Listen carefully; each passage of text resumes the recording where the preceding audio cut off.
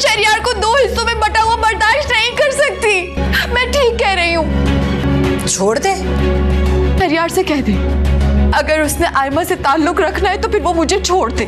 दिमाग ठीक है तुम्हारा?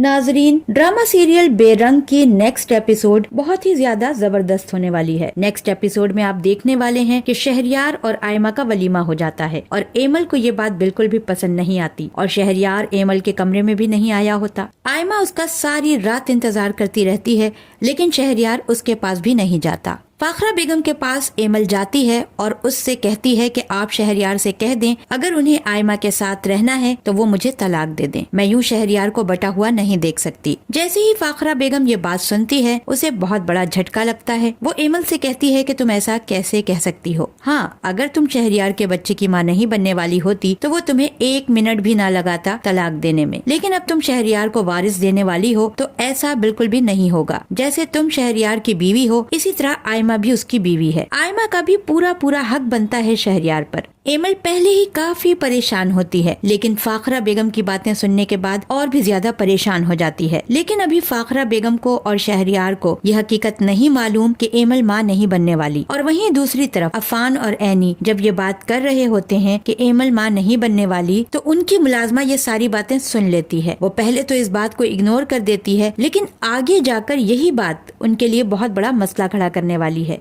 बहुत जल्द ये बात दुर्दाना और आयमा को मालूम हो जाएगी कि एमल माँ नहीं बनने वाली।